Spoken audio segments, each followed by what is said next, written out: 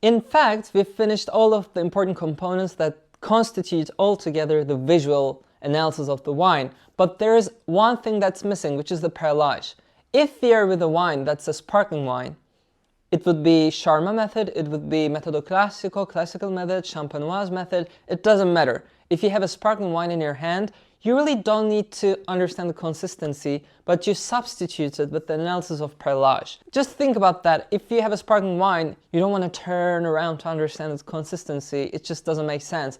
Instead, you need to analyze the quality of the bubbles, the quality of the perlage. It requires a lot of experience. It requires the consumption of lots of different types of sparkling wines, but we have some generalizations that we can follow to understand the quality of the perlage, the quality of the sparkling experience that this wine offers us. And really, if you delve into the details, you can think about three things. Using your logic, you have three ideas that can help you to understand the quality of the perlage.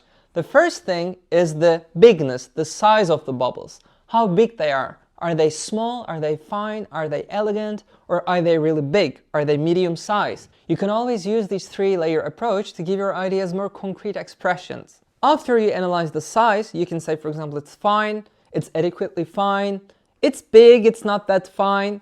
Use your imagination. Then you can move on to analyzing the number of the bubbles. You're with a sparkling wine, so you expect the sparkling experience, which is also dependent on the number of the bubbles, number of those small bubbles that are created in the wine.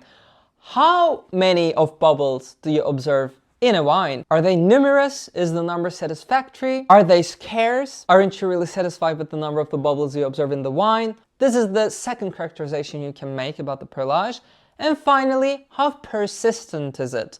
It is a really important thing. Persistency in wine terms is really important.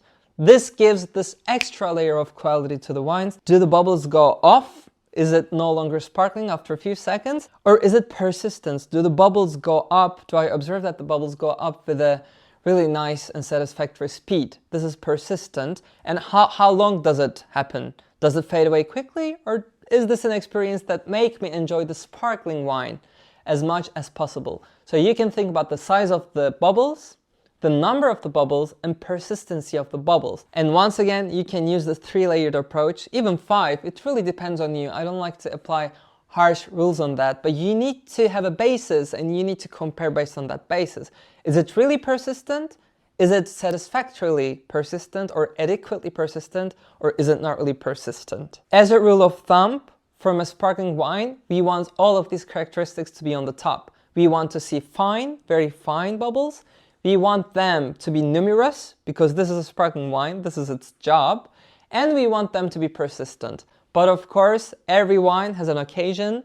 Some of the wines may not have all of these characteristics. Also, finally, as a rule of thumb, we expect Champenoise method wines, the classical method wines, the Metodo Classico wines, to have all of these elegant characteristics much more pronounced. This is again not a total generalization, but you would expect a Metodo Classico wine, a Champenoise method wine, to have finer bubbles, more persistent bubbles, and more numerous bubbles. But again, understanding that these are very positive things, the characterization is also dependent in this case, in the case of the sparkling wines, on your experience. The more sparkling wines you will drink, better you will be able to express your ideas on that. One last thing I can say, it's a repetition. Really, with a sparkling wine, you need to understand the color, you need to understand the clarity, but you can skip the consistency. You really don't need it. Just delve into the analysis of the perlage to think about the health and the quality of this wine.